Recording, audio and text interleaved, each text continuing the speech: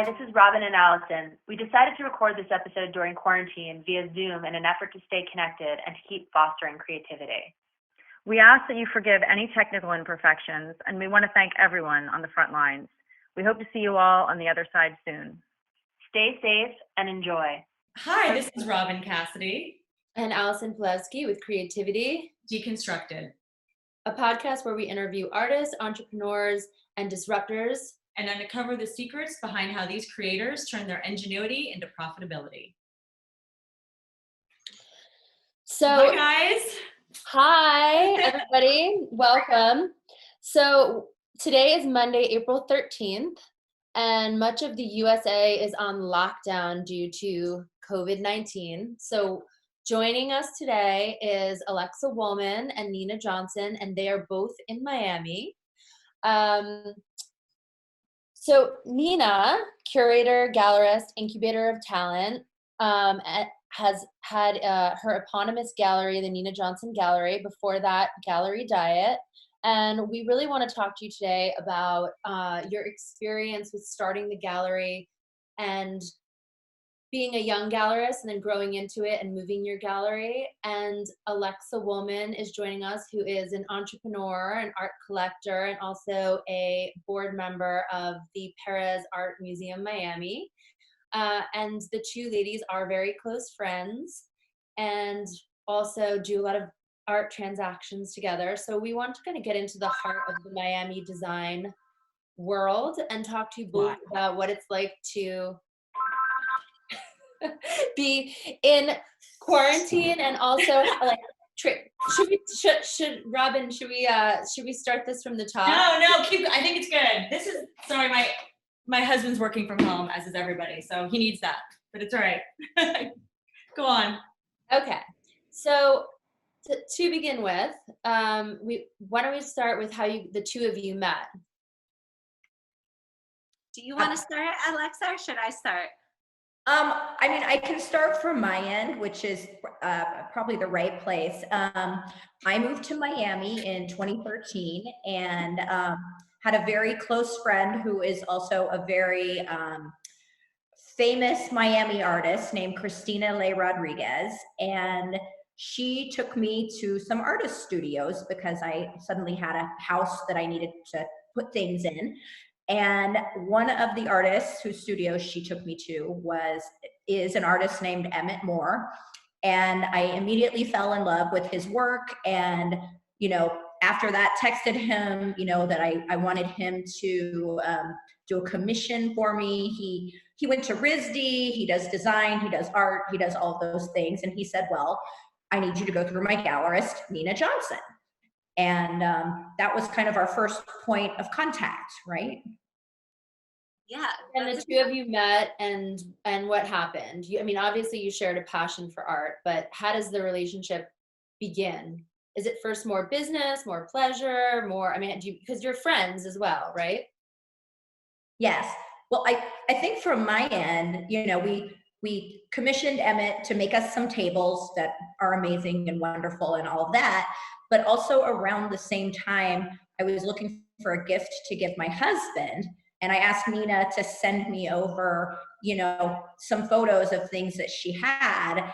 And the piece that I found was called Chester Copperpot, which is a character, but like a legend from the Goonies movie. And my husband is a Goonies aficionado and has a painting of Chunk behind his desk downstairs, literally. And I said, I love this Chester Copperpot. And she said, oh, well, that was made by my husband, Dan Maluski. So I think we crossed the personal line. So Nina's married to an artist.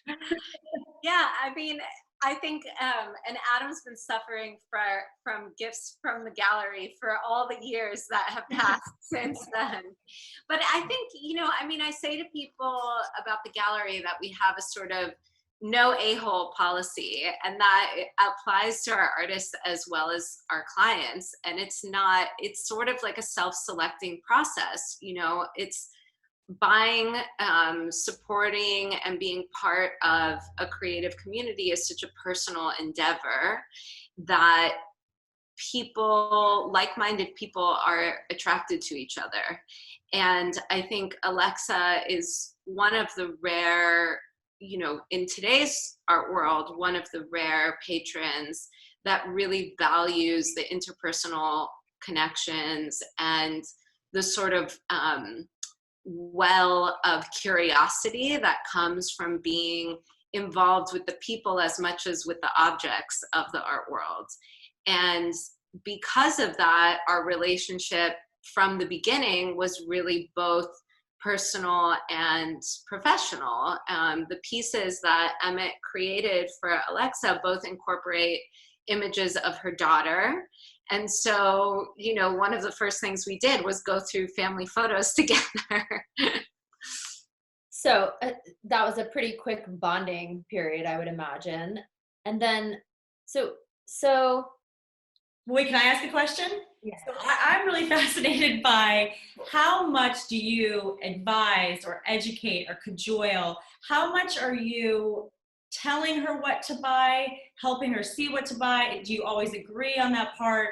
What is that relationship like? I think most people who know Alexa would say it wouldn't be a good idea to tell her to do anything. And, Alexa has become so involved in the community here that it's not, like so many of the relationships that I have through my business, they're not proprietary. And the more the people that we work with are exposed to other people, the same way we got to know Alexa was through the introduction of another artist. She's sort of independently gone on to build relationships with a lot of people outside of the gallery. And part of that is those relationships come back to us as well, right? Like I met Alison through Alexa. Alexa is involved with a group of incredible musicians that we sort of met from being in the same pool of people together.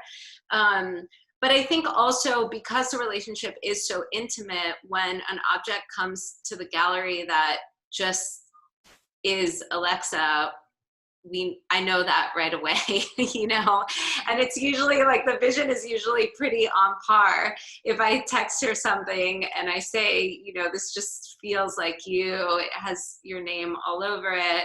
And that's right, Alexa, I don't know, is that usually pretty accurate? I was going to say, I think we have a very close symbiotic relationship because we really share an aesthetic, and that you do a lot of shows that I really respond to, because my husband and I don't really think of buying art as an investment. It's like, we have to love it. Nina, I think, has a great, amazing talent of finding, these amazing, and established artists. But I think just naturally, we respond to similar things. So let's talk about the aesthetic for a second, because Nina, you have worked with so many and shown so many different artists that their aesthetic is so different. You have someone like a Katie Stout, and then you've shown Judy Chicago, and you've shown AWOL, and they're all so different. So I guess one of the questions we want to ask you is, is there a criteria for you, and how do you find, you're known as an innovator and incubator of talent. So how do you find your talent, and how do you decide like what's my next show, or who's it going to be? Well, one of the advantages of being in Miami is that we are educating our audience often. So when we do a show by somebody like Judy or somebody like Betty Woodman or Jonas Mekas, who are legendary people, Peter Shire, Judy is really the first feminist artist. Betty Woodman is considered the godmother of ceramics. Without Betty, there's no Katie. Without Peter, there's no Emmett. So oftentimes what we're doing is creating a context for the younger artists that we show, but also for the city that we're part of, right? Because outside of the museums, if we're not doing these shows, there aren't, it's not a city where there's hundreds of galleries, each with its own particular niche. So for me, it's more a question of not necessarily does this look a certain way, or is it a particular media or from a particular time period, which is kind of traditionally the way galleries operate. But it's really more a question of how does this form the art historical story that we're interested in telling, supporting, and being a part of. So, if often the shows may seem disparate, like we were talking, you brought up Judy Chicago. The show that ran concurrently to Judy's was an artist named Jim Drain, who's kind of an early mid-career artist working in Rhode Island. And, here's Judy, who's this icon and, just revolutionary figure. But the commonality between their work was that there was this kind of untold magic in both of the series. Both were a lot about, in Judy's case, we showed a particular series of photographs that was made in the late 1960s called The Atmospheres. And they were shots of women and colored smoke in the landscape, most of them shot in the desert in California. Would it be helpful if I turned my computer slightly to show one of them? Let's show our audience. I know them. They're incredible. She's one of my favorites. I saw her speak recently, and she's just such a force. Okay, so There they are. This is an example. Amazing. Yeah, and that's a piece that nobody but Alexa could have that, as soon as we got that piece, it was like, oh, that's Alexa's piece, duh. But the other show that ran concurrent to it, Jim, this particular body of work was about kind of refinding utopia in the creative process in times of political and social turmoil. So it's something that's really relevant to us now. That particular show happened just after Trump was elected. And, both of these things were about how we kind of harness the magic of creativity to create a more utopian place in our minds, and then use that to affect change, which is something Judy does so well and in her way, has done so well in her way, but Jim also does in his way. So you might see these two things next to each other and think they have nothing to do with one another, but the stories are inevitably linked. I could show you a Jim Drain really quickly. If you guys want to talk, I can walk over there. Sure. So, Nina, your role in Miami, your last gallery was Wynwood. I haven't been yet to the new gallery, but I want to talk a little bit about Wynwood. And you started the gallery in 2007? Right. And then in 2015 you moved, or 16? Yeah, it's hard to keep track. I know, time is very strange right now as well. So yeah. But I'm curious what happened. We know that Art Basel comes to Miami in 2002, and when the Wynwood walls start to come into play. But I want you to talk about what your experience was like to start a gallery there, and then why you moved it. Because I think that we do want to talk about the art world as it is in Miami right now, and how those things have really changed, because it's become a major player. And I think the Wynwood story, it's the story of culture and kind of the commodification of culture everywhere, for good and bad, right? So I opened the gallery in Wynwood in the fall of 2007. I had worked at another gallery that was sort of north of Wynwood. Then it was all Wynwood. Now I think it's 6 different neighborhoods in between one place and the other. But, this was the kind of neighborhood where our clients would call us from the car, and I would go meet them with a can of bear spray to walk them, because it wasn't even the part that the gallery was in was not like a low income residential neighborhood. It was an abandoned industrial neighborhood. I always tell the story that, we were showing an artist named Bhakti Baxter, who's kind of a critical part of the trajectory of Miami's art history. And we had a big roll down gate that we left open went in my office while we were installing the show. And when we came back out, there was a pack of wild dogs in the gallery, just like wandered in the middle of the night, you know. There's a metaphor there. It's like, that was the kind of neighborhood, you know, when people are like, it was a rough neighborhood, I'm like, that's the kind of neighborhood it was. But, you know, it was inexpensive. There were a few key stakeholders in the neighborhood that really appreciated the arts, and there were massive warehouse spaces. So, you know, it was the perfect environment for artists to have studios and galleries to open up. And for me, it was fantastic. I happened to be a tenant of Goldman Properties, who were the people that kind of, but developed the Wynwood Walls, and were really responsible for bringing a global eye to the street culture that was happening there. And eventually, you know, what happened in my particular case was just that it was difficult to run the kind of gallery that I run in such a popular kind of food, drink, retail atmosphere. It just didn't make sense. You know, people seek the gallery out, not just to buy things, but, you know, intellectual people, artists, people that really want to spend time with the work that we're showing. And it became difficult to do that in that neighborhood. And I also, you know, I had sort of hodgepodged my space. Like we grew, I think, 4 times in the building we were in. I just kept annexing other spaces in our building. So the architecture wasn't ever really thought out.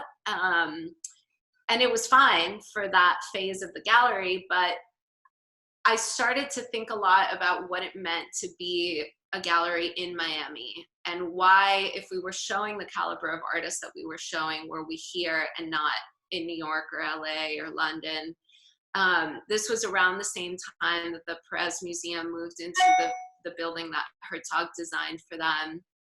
And, you know, they did such a good job with the architecture of that space in bringing all the things that we love most about this city into the institution. So you could go there and enjoy the water, enjoy being outside, enjoy the light. You know, think about the history of Miami. That building is inspired by Stiltsville, but still be in this world-class art museum. And for me, it was like we were just appropriating New York warehouse architecture without the great warehouses of New York.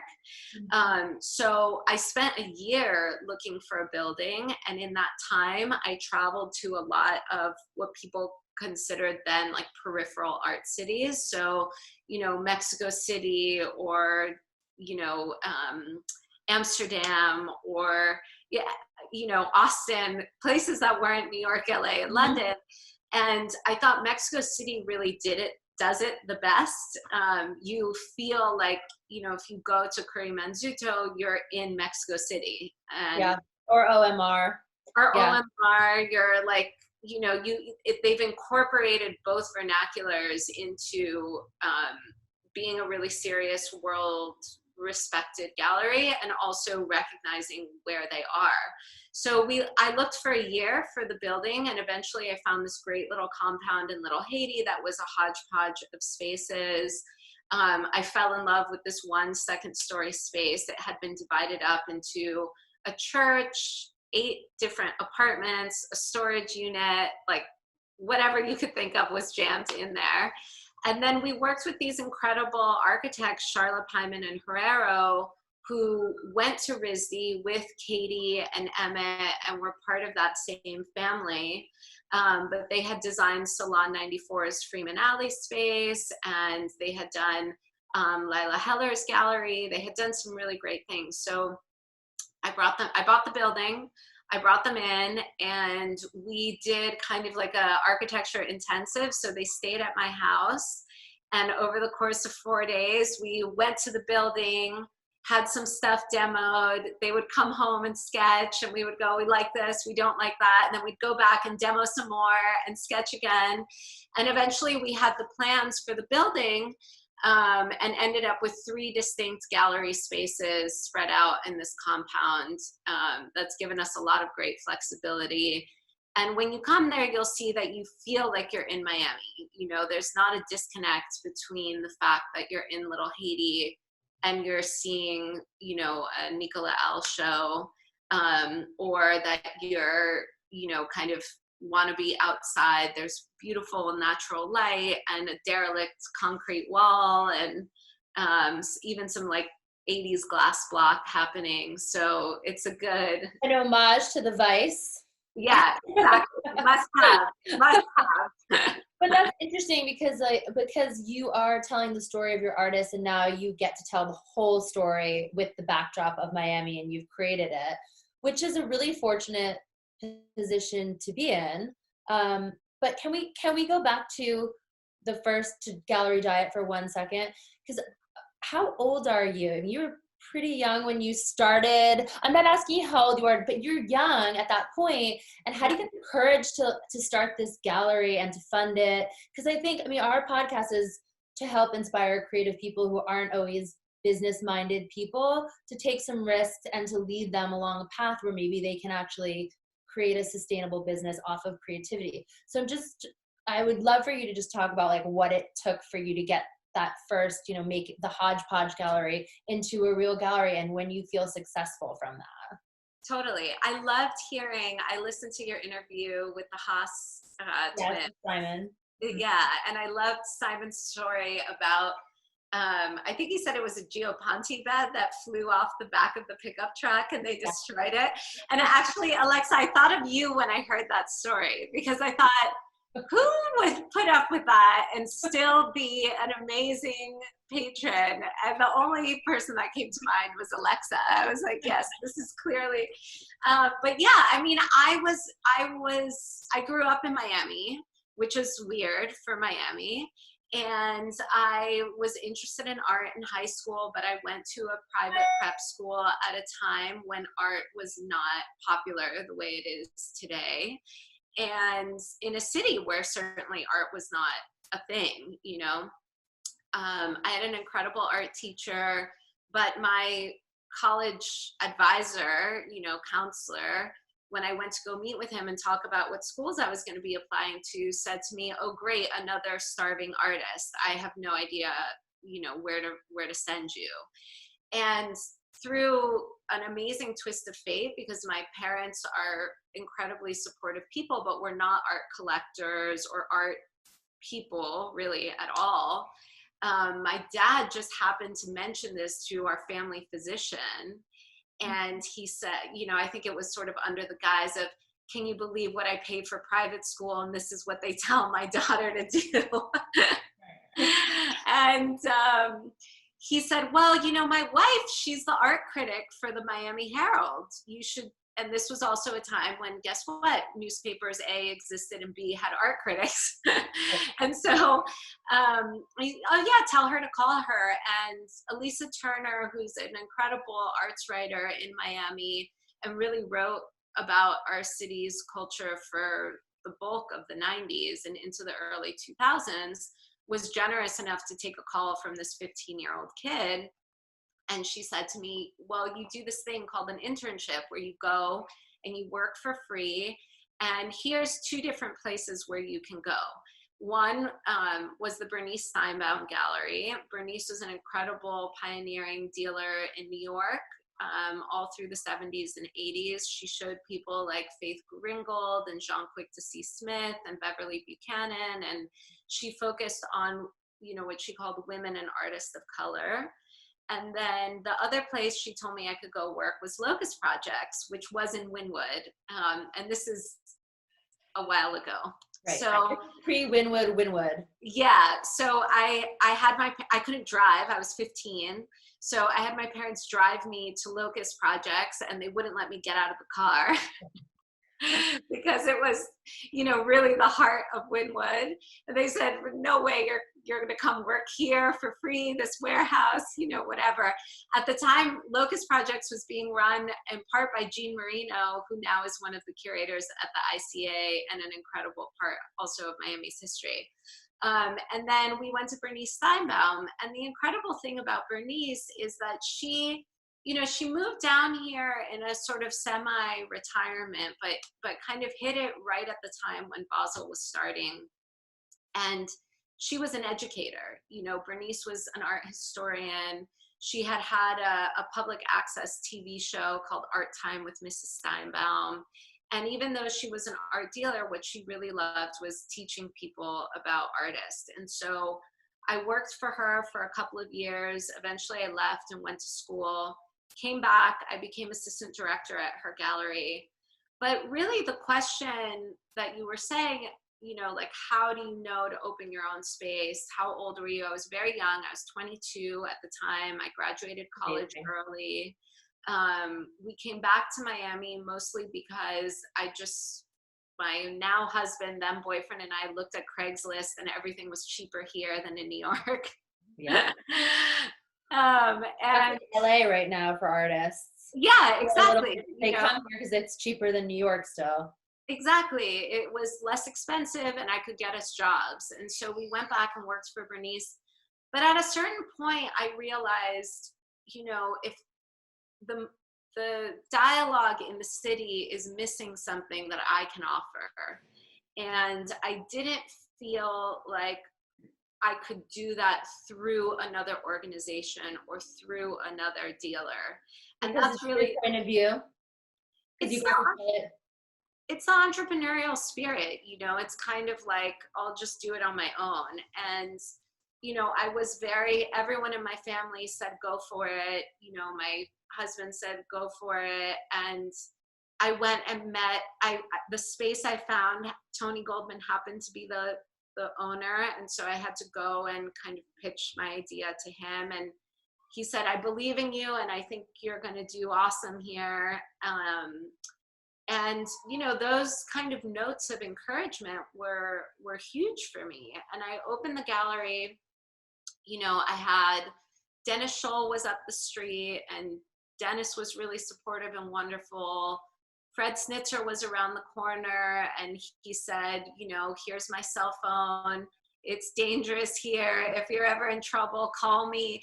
People were wonderful and encouraging and supportive. Mark Coetzee, who was then the director of the Rubel collection, would come to every opening we had.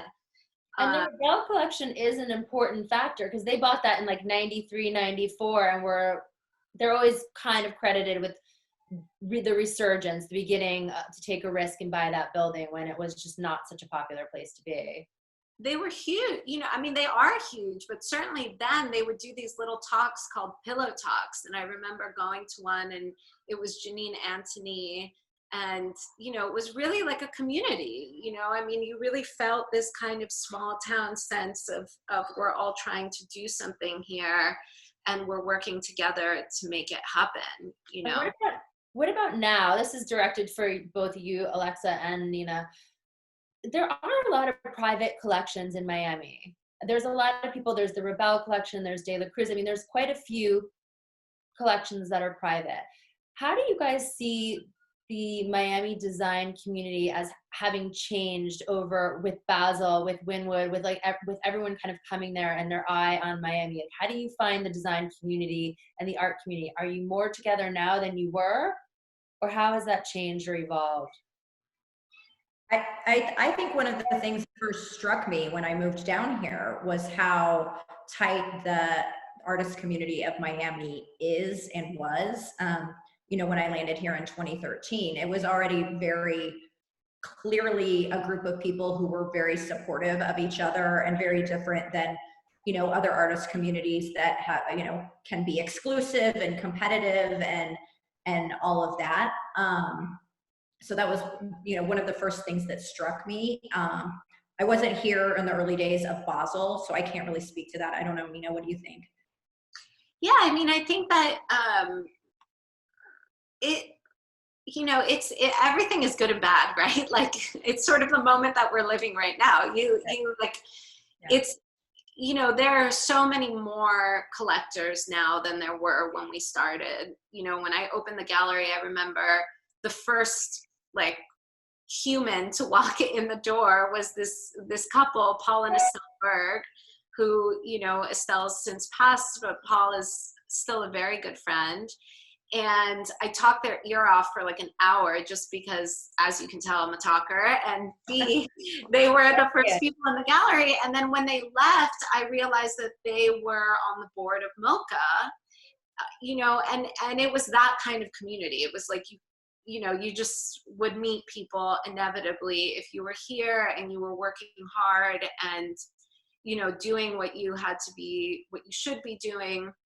There was a platform for you, you know, museum directors were accessible. I think that that's changed a little bit, you know. I think certainly the level of, you know, the way the institutions operate now, there are bigger teams at every institution, the private collections included. There's more bureaucracy that comes with that. You know, galleries are showing as many artists from outside of Miami as artists from inside of Miami. There are more fairs than there were. Like, I remember the first Basel that was canceled because of September 11th. And then, you know, the sort of subsequent fair that happened. So, you know, I think it's different, but I think what remains is that it's still a place where, you know, your voice can be heard, and there's always room for another interesting project. You know, I mean, the Judy Chicago show that we did, it was the first gallery show that Judy had in Miami. We just showed Genesis Peorage. It was the first time Genesis had shown work here. There's still so much room for that kind of thing. And that's really great. And so then can we go back in time a little bit to the beginning, and when you thought, whether it was the first year or the third year, well, this is going to work, or this feels good, or what was the first success, if you can describe it? This is so funny. I don't think I've really talked about this, like, you know, in front of anyone before, but I mentioned Mark Coetzee, who was the director at the Rubel Collection, and he would come in and was always really encouraging. And I remember he asked me, you know, maybe it was a year into the life of the gallery, I can't remember exactly, but he was like, so are you breaking even? And I was like, yeah, bullshit, like total bullshit. You know, I mean, like, what like the director of this huge collection, but small business owner, you know, you're not gonna kind of give up the goose. He goes, wow, that's incredible, because, you know, no gallery breaks even for the first 5 years. Your startup cost is staying open. You know, and again, like, it was a very different art world then than it is now. And certainly I would not be around if it had taken us 5 years to get there. But I think that really the first kind of successes for me were being able to place work with institutions very early. Like, in the first 2 years of the life of the gallery, we were making sales to museums. One of my most kind of, you know, heartfelt sales was when Tom Collins was the director of the PAMM. The museum bought a Betty Woodman from me that was part of the inaugural exhibition in the new building. And that was, you know, huge. Just and right before the museum shut down, coronavirus, it's, you know, obviously in the permanent collection, and it's out. I think it's still out probably right now. Which brings us to an interesting point as well. Alexa, your husband sits on the board of the BAS. You're on the board of the PAMM. Nina is an independent gallerist. How does that work for you if you're ever sitting in a meeting and they're talking about upcoming shows or artists of note? Is it ever a conflict of interest for you, where you might be pushing something you own or you know about? Does that ever come up between the two museums and internally for your own purchasing? I can't speak for Adam, though I would imagine it has probably never come up for him because of his limited tenure on that board. It's pretty recent. For me, I actually co-chair the acquisitions committee of the PAMM. And so am, you know, involved in, you know, what we accept as far as donations, and what we purchase as far as, you know, different groups acquiring things. I've never had any personal conflict of any kind, because I feel like, you know, the director of the PAMM is Franklin Sermons, who is an amazing museum director. And, you know, as a board of directors, we give him, you know, he and his staff so much autonomy that we are basically, you know, there to support whatever he wants to do. So I don't feel like I unilaterally have any, you know, not real say, but it wouldn't be in my role as trustee to, you know, have my own interests at heart in, you know, leading the charge. Okay. So go ahead, Robyn. Well, I was just going to ask, this is like sort of a beginner's question, but for the layman, can you go back and explain why it's so important, or how important do you think it is that the institutions buy the artists, and at what point? And can you give us a little history lesson on that? I mean, for me, like the mission of the PAMM, the Perez Art Museum, is to, you know, we basically want to be the only place in the world that you can come and see Latin American, African diaspora artists. I mean, the world has so much contemporary art, you know, and amazing collections that we can never really hope to match. But what we can do really well is support our mission and, you know, and acquire art that, you know, is based on our mission. So, you know, that's basically, you know, where we come from and what, you know, we try to acquire, and, you know, what we try to have donated and purchased by the museum. What does it mean, Nina? What does it mean to the artist as what when a piece out of their show that's at your gallery is purchased by a museum? Does it put them on the map? No, I mean, one of the things that comes up a lot in a younger city like Miami is that a lot of our clients are first-time buyers of art, right? And they'll say, how do I start collecting art, right? You see it like ad nauseum, every art fair, every online thing has like how to start collecting art. Mm-hmm. And obviously that's a very subjective thing. People do it for a lot of reasons, but the one consistent thing is that if you're looking for artists of long-term art historical relevance, they have to have institutional support. And the reason for that is that we cannot control beyond an artist or a dealer or even an estate's lifetime what individuals will do with objects that they own.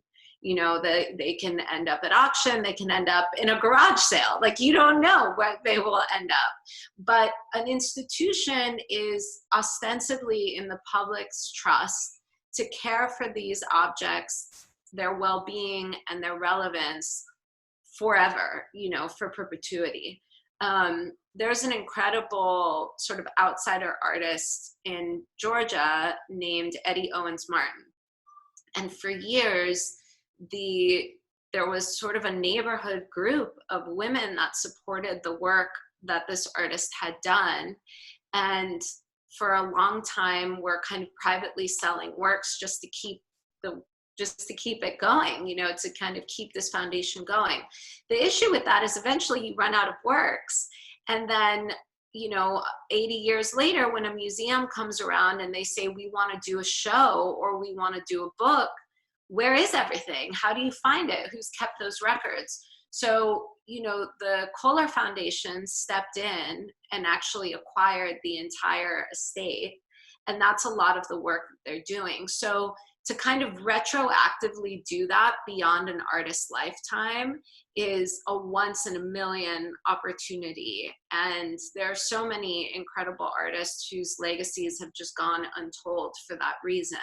But even if there's just one object in a museum somewhere, at some point, someone can kind of unlock that cabinet and, you know, discover this person's work. So that's really what that means to us. And it's also validity, right? A little bit of like bragging rights and validity. Like, this artist was just purchased by this museum. I mean, everybody recognizes those big institutional names, and it kind of gives them some clout on some level. Totally. And then I have a question about if someone buys a piece from you and they did go on to sell it, is that frowned upon? What is the protocol? Do you want them to come back to you to resell it? How do you feel if it ends up at auction? And if that's bad, why is that bad? Can you walk us through that? I'm very interested in that part of it. Well, we always say, we recently added it to our invoices where we say, should you decide to sell this work, please consider us first. We support our artists in the secondary market. And again, it's about kind of legacy, more than anything. I think the kind of popular view of this conversation is, well, if you take the work to auction, the artist doesn't get, kind of reap any of that benefit. Whatever. Yes, that's true. And I personally am not here or there on that side of that issue. I think it's kind of the lesser part of it. I think what's more important about at least offering a work back to the gallery is, the gallery will always work to try to get an institutional acquisition. So a lot of times if you have a piece and you want to sell it, you might be better off donating it to a museum. A, you'll get the tax write-off. B, you'll be doing the artist a favor. And C, you'll be ingratiating yourself to an institution that is now going to include you in all of their events and educational programming and all of that. The second thing that can happen is, of course, the gallery can sell the work for you. And it's not that necessarily the artist will participate in that resale, but the gallery will now still be able to control the legacy of where that work is going. So when we resell work for people, we often try to prioritize clients who either are in-depth supporters of a given artist's work. So, maybe they have a lot of work by that person, or they're looking at an eventual institutional donation. We try to prioritize clients who we know want to keep work for their lifetime. And then we keep that record for the artist so that, eventually when there is a catalog, kind of like a definitive catalog raisonné, we'll know where that work goes. And that's not a record that needs to be tracked down through an auction house that can also be quite private about sharing that kind of information. Got it. So then if someone did acquire from you or any gallery, and those people that do sell in the secondary market, especially to private people, so you would never even know if it was in an auction. Yeah. The worst thing about that is that you can't track it, right? Or what do you hate about that so much? What's the worst thing? So for me, again, I always have this very kind of long-term art historical view. Like that's my interest in the art market.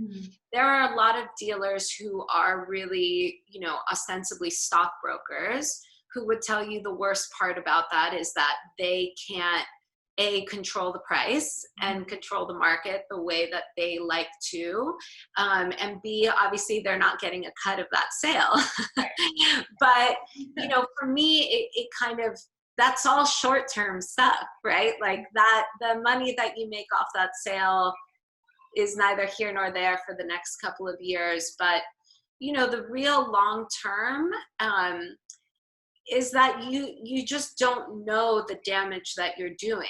A lot of people would not have predicted the artists that are now most revered and kind of sought after, your Basquiat's or your Warhol screen prints that nobody wanted because they were just kind of commercial garbage he was making late in life. Like, you just don't know. So it's our job as kind of stewards of these objects, if we truly believe that the artists we're showing have a place in art history, to kind of protect the legacy of these things as they move through the world. So what you're kind of talking about is what we like to call like the machine. Like once an artist is in the machine, the art machine, and it's probably a little different in every city, are they ultimately like commoditizing and controlling the market? And do you consider yourself, because someone shows with you and suddenly they are on the map and on everyone's radar, like how do you feel about that the gallerists and the curators really do in a way control the market? I think I always think of this example of when hip hop culture started wearing all the brands, and so many of the brands they were being so protective, or so they thought, that they said, oh, we don't want these guys wearing our brands. It's like, all right, F you, I'll make my own brand and then I'll sell it for $1 billion 10 years from now. And I think that's really what artists are doing today. You know, I think that the art world has learned its lesson of yesteryear, and the sort of myth of the, you know, unaware, too naive and helpless to sort of navigate in a business world artist doesn't really apply. You know, I mean, most of the artists that we work with, you know, are highly intelligent, conceptual thinkers that understand systems of thought and production very well. That's what often they're making their work about. It's a critical view of the world we live in. So, you know, for me, it's about empowering these people to apply that same level of kind of brilliant critical thinking to their career and you know, their own destiny, controlling their own destiny. And I think that absolutely it requires a sort of fierce level of control in the same way that you would protect any commodity or brand, you know? I mean, you definitely have taken on this role of educator, but also it seems, you know, working alongside of the young talents, you probably do advise them on, you're on the business side of it too, because ultimately what you're saying is we interview a lot of artists on this podcast as well. And as you heard with the interview with Simon, they're definitely in today's world considering the business side of art, like commoditizing the artwork and not just being, you know, taken for a ride by whoever comes along and like funds their road to success. So you have kind of a lot of different roles. You're one part entrepreneur, educator, businesswoman to them, like business manager to them, which is interesting. And you're also a mom, right? And a wife. We wonder how you balance it all. That's not how do you do it all? We're gonna ask you. What's your spirit animal? Tonight we're having frozen veggie burgers because we're doing this. Yeah, I don't know. You know, I have an incredible husband who is also an artist. He's a songwriter, and you know, he's been an object maker in the past, and he's exceptionally supportive of my career and the demands of my career. And a lot of times he's the primary parent in our house. You know, this kind of pandemic has been a good example of that, where he's not working his day job. So, you know, most of the days he's occupying our kids and doing homeschool while I help artists apply for small business loans that they're eligible for, and most artists don't even think to apply for, you know, or a lot of artists don't think to apply for. So I've been very fortunate in that. And you know, I also think that it's good for kids to have a working mother in their life, particularly boys. I have 2 boys. Yeah, three of us here have 2 boys. You know, it's like I think about who I want them to be in a relationship with, and I think I would want them to be in a relationship with somebody who is independent and passionate about what they do. So I hope to kind of role model that to them, even if it means that, you know, sometimes I miss out on stuff in their lives because I'm traveling or I'm working. And I also think that for them, it's incredible to be exposed to the people that they're exposed to. My 5-year-old turns 6 in a couple of weeks, and he called Katie Stout to tell her that we just got a major work by Katie, and he said, yeah, but for my birthday, I want her to make me a drawing. I know she doesn't usually make drawings, but I'm going to call her and ask her to make me a drawing. I mean, it's like, that's an incredible thing for a kid to get to do. So they're exposed to all that goodness. I mean, Alexa, you are like this too, you know, I mean, Xanadu's been around all of this and exposed to kind of 2 parents that are outside of the box, livers and thinkers. And, you know, maybe you can share some of that. Yeah, well, I have a question for you, Alexa, related to that as well. I want to know, in your experience, does knowing the artist ever influence whether or not you buy it or don't buy it? So maybe you can answer those in 2 parts. For me, for sure, it does. I love people, and I will be the first to say if I meet an artist and I love them, I probably love their work inherently.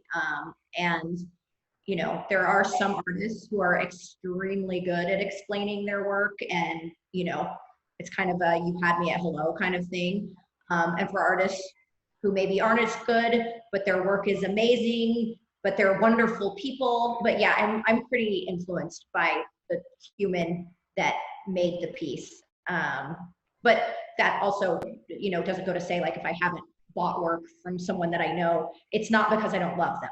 You know, it's a twofold thing. Both elements have to be there for me. And you've been known to inspire a few artists yourself. Like artists have made pieces with you in mind, right? I mean, let's talk about some of those pieces that are probably in your house. Alexa has an incredible art collection. There's a good, I don't know, 10 to 12 pieces in each room of all different kinds of works. And you and I have been together when an artist has popped up and said, "Oh, Alexa, I made this piece with you in mind." So what's that like? Well, I mean, it's twofold. Like on one hand, it's flattering and wonderful. And then on the other hand, and on their part, it's great marketing, because how can you not buy the piece that someone made for you? Right. That's honest.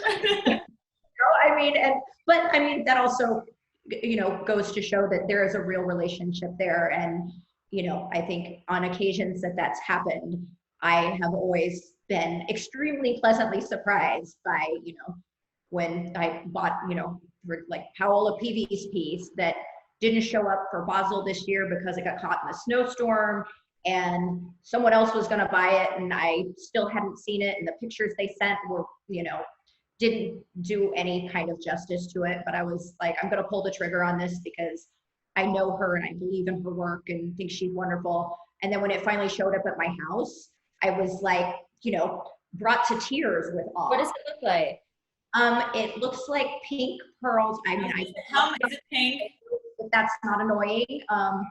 But yeah, it's pink iridescent. They're actually, the color is, they're called miracle pearls, and they're this iridescent pink waterfall of pearls.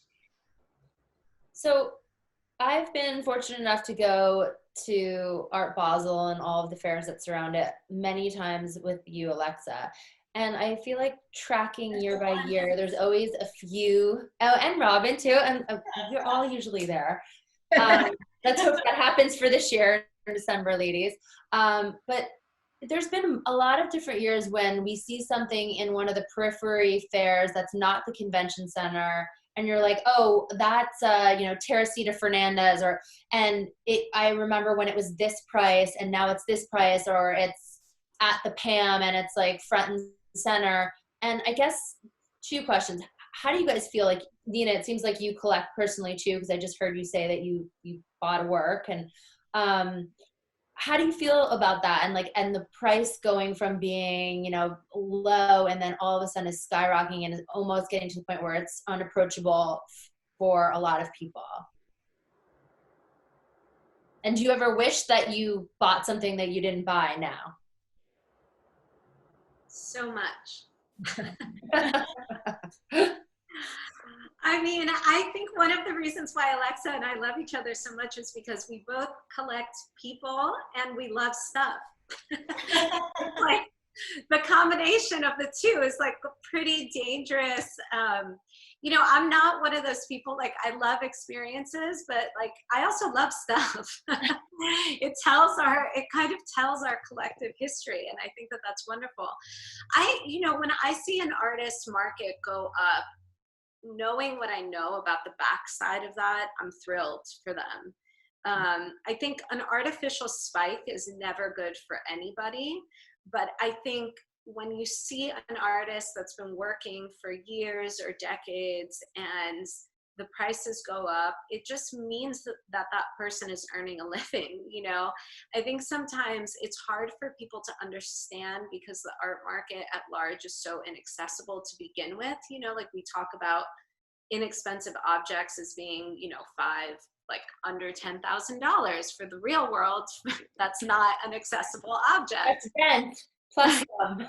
Yeah, exactly. But, you know, oftentimes people don't consider that, let's say a painting is $80,000 and there's, you know, maybe $10,000 worth of production in that. That brings it down to 70. And then the gallery gets 35 and the artist gets 35. But, you know, the artist has paid a studio assistant and they've paid rent and they've paid photography and they blah, blah, blah, all of that stuff. And maybe they're gonna show this work and then not have another show for 3 or 4 years because they're doing other projects in the meantime. So, you know, the math is not as friendly as it seems from the outside. And I think oftentimes it's well-deserved and, you know, it's a bummer when you miss out. But, you know, I mean, I was talking about the Katie piece that we acquired, and her market has gone up substantially since the first time we showed her work. But I'm thrilled to see her work be where it is. No, Is that hard? Sorry, go ahead. Do you ever recommend that an artist do, I'm just thinking about first off, the new world order with Instagram and all this other stuff, that it does become so important for them, but also what's happened over the last few years. Like, what about doing collabs with brands? Is that always a no-no? Where do you come out on advising an artist on that?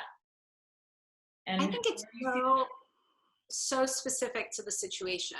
You know, Judy just did an incredible collaboration with Dior where they were able to empower women in India and teach them a new technique and have, you know, this great kind of commission structure where everybody won, and it kind of culminated with this huge exhibition during Fashion Week and what is a long-term relationship between them. You know, it's also specific, and I think, you know, more and more brands are kind of getting into the art space and wanting to do projects with artists. And I think also artists have really good intuition about these kinds of things, and they know what feels right for their process and what is natural to them, and what doesn't, you know, and what's just kind of, we show an artist named Cassie Namoda who has a show coming up with us. She recently did a cover for Vogue, where she painted a look for them as the cover of the magazine. And, you know, I don't know, if you told me about that without seeing it, I might not think it was going to be the best thing, but it was incredible. You know, the piece was great, the format worked, and it just, it depends. It really depends. I mean, Alexa, how do you feel about that as a collector? Like, if an artist that you've acquired, now you see them, because I am always curious about that, is like on the collector side, you know, you spend $50,000 on an object and now there's like a version of it at Supreme, or, you know, I don't know. Or the opposite too. I mean, where you bought something really low and it's appreciated so much. Yeah, no, I mean, I feel like, you know, we're all talking about art in that it's a market, and it is a market. As, you know, as a person who, you know, loves art and loves the real thing, if there's some reproduction that can speak to a broader audience, I see that as a good thing. And, you know, I mean, name brand recognition, you know, if I don't ever intend to sell anything, but, you know, if the value increases and that's good for the artist, then, you know, that's all around good, as long as they're not, you know, compromising the integrity of what they're doing, you know. I feel like it's mostly about, you know, the sense of integrity, you know, with which it's done and executed also. Does that make sense?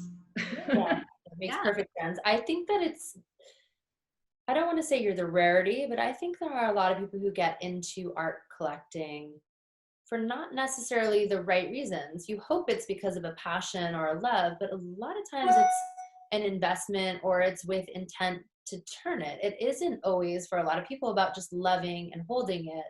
And I always believe, if I buy something, I want to love it and I don't ever expect to sell it tomorrow. If you go into it expecting to sell it tomorrow, I think you're in big trouble.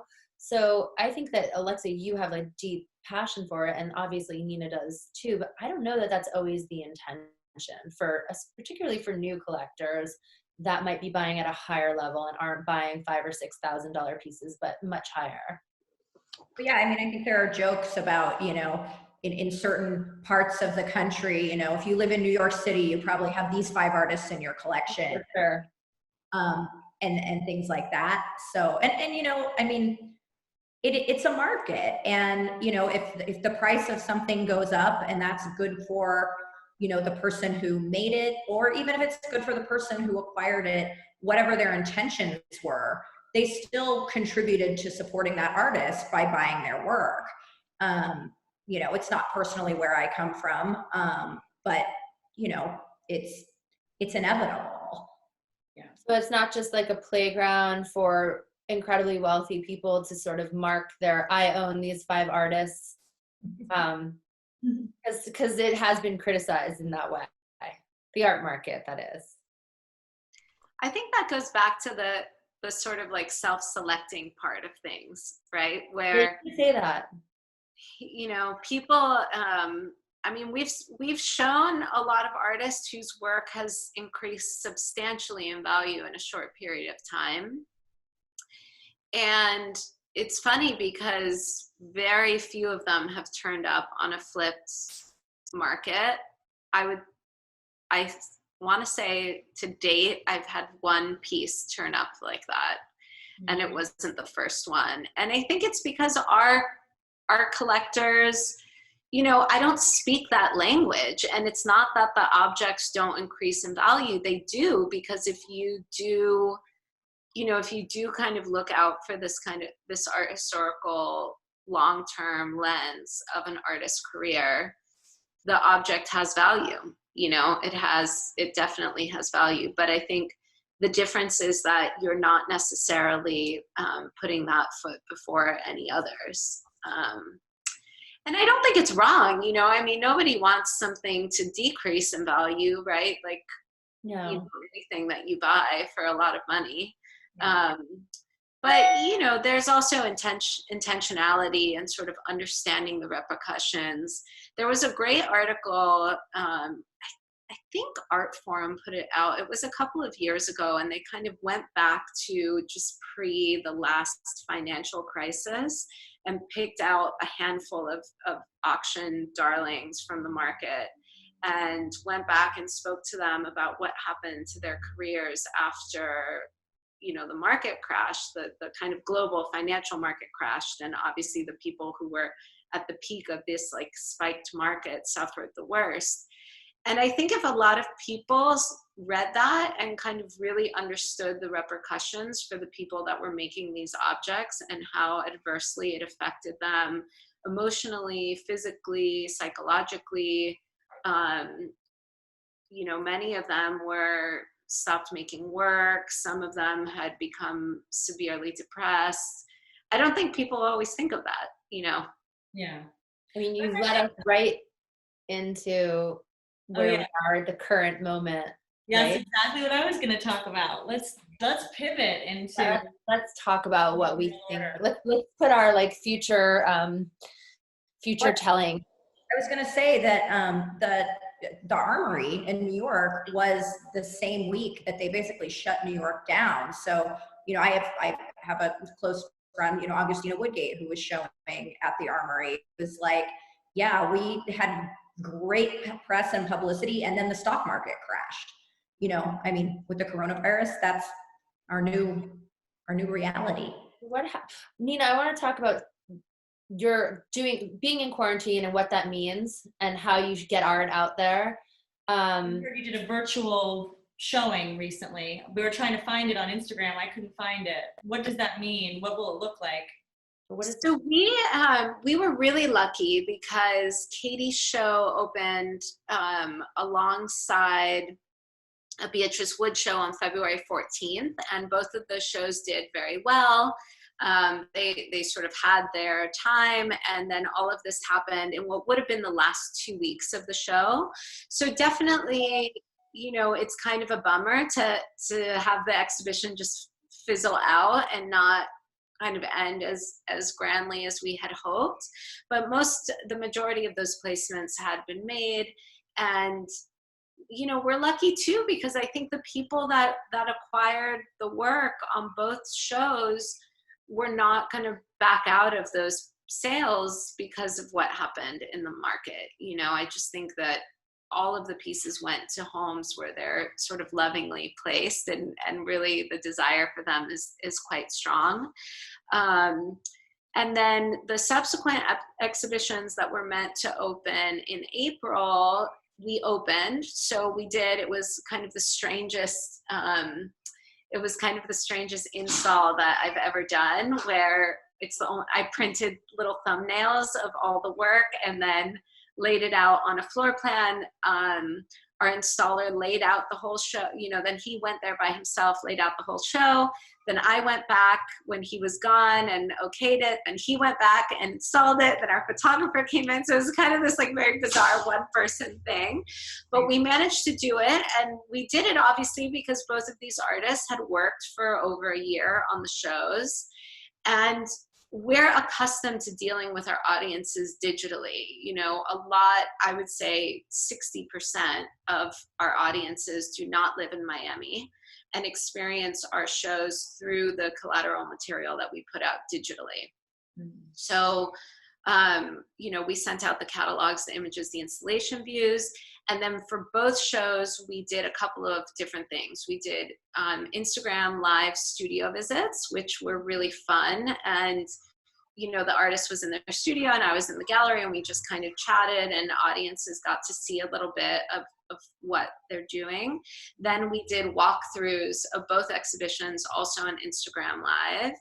And then we had Tom Healy, who's an amazing poet and kind of philanthropist and writer and just like all around solid dude. It turned out he has been a collector and a big fan of one of the artists for a while. So he did like a kind of evening conversation with Elsa Hansen Oldham last week. And so we did all of this on Instagram Live just because it's easy and there's, you know, whatever.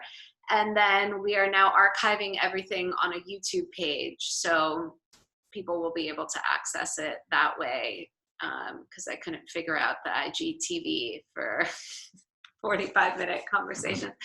And then now in May, we have 2 more shows that are meant to open. So right now in the main gallery, we're showing Shannon Cartier-Lucy, who's a Nashville-based artist. In the upstairs gallery, we're showing Elsa Hansen Oldham, who's based in Louisville, Kentucky. And then in May, we're opening exhibitions by Jonathan Rajewski and Cassie Namoda. And, you know, Jonathan, what will be interesting about his show is he's an MFA candidate at Yale, but all of the work that he had originally intended to show is locked up in the studios at Yale. Wow. Because no one is allowed to enter. So he is making a whole new body of work back in the studio in Detroit, kind of in a condensed timeline. So I'm excited to see what that looks like. And then Cassie's show, you know, was always intended to be a series of small paintings. And it will be that. So we're able to ship the work here, and then we'll be doing some more kind of digital you know, stuff around both of those shows too. And, you know, it's funny because like on the IG chats, we've had up to 400 views. We would never have 400 people for a gallery, like whatever, you know, walk through. That goes back to what you said at the very beginning, which is so interesting, right? Like that some of this is good and some is bad. So what's happening now, like, 'cause everything you just said sounds amazing. You know, I can't wait to go through the archive and see all of that. And it does make it accessible to more people. And there's something really beautiful and incredible about this spurring that on. And it kind of levels the playing field, you know, because normally what happens is you might be seeing our show as a catalog and then going to a gallery in LA. Mm-hmm. But now you're seeing both of our shows on the same level. And it's been interesting, you know, the placements that we've made, the works are going all over the world. We sold the work today to a client in Monaco. And you know, we'll see. He said, I love the work. I don't know when I'll be able to receive a shipment, but we'll figure that part out later. Well, first of all, it's incredible that, you know, you're still stimulating the economy and people are still purchasing, because it brings hope that things might not go back to what we remember as normal, but might be a new way of looking at things. So I think that's really positive to hear you say that. And I guess on some level, it's very, very interesting for the artist if you can eventually do a show of what was at Yale and what he ends up making and the comparison, what you take out of it, because so much of what I think we'll all take out of this is the correction period, the self-reflection, and, you know, just how do you turn something that is negative into positive? I think that's where we all love the art world and we hope that it sustains itself the way we know it, but maybe there'll be something even better that comes out of all of this. Well, I was going to say, like, for the Perez Museum, it has been a really interesting opportunity. You know, we have a lecture series that, you know, if you go on the website, www.pamm.org, you know, you can see these lectures that, you know, in the past, you know, 20, 30 people might show up to, and we had the same experience that Nina did, that, you know, hundreds of people, now thousands of people are watching these things. So, you know, this is giving museums and gallerists the opportunity to educate people who, you know, are kind of starved for content right now. And a new platform, and you have everybody's attention, which is pretty unusual, that everyone is home and really looking for culture and looking for connectivity, which is important. I think that the connectivity piece is really vital. You know, we've been saying in our team, our little gallery team, that culture is as vital as groceries, and you know, we believe that, and we felt kind of overwhelmingly supported by the network of people that make the gallery possible. You know, the artists, the collectors, the writers, everyone has been really kind of tuned in and engaged, and that is a reminder of why, you know, fundamentally why we do this, right? That yes, it's a market, all of that, but really it's a community of people who have a desire to think about the world in a different way, you know, and this is really reminding us of the power of that. Mm-hmm. That is a beautiful way to close it. I love that statement. Or else something. And just one last thing. So if they go onto your Instagram, if people want to see the upcoming shows, and how do they find it? Yeah, so the best thing to do is just follow Nina Johnson Gallery on Instagram, and that'll take you to all the IG Live content that we're doing. And then through that, you can access the website that has a link to the YouTube page. Great, wonderful. Well, thank you, ladies, both for taking the time to be with us. I wish we soon will all be together in Miami and can do a live version and maybe some video of Nina's space and Alexa's house.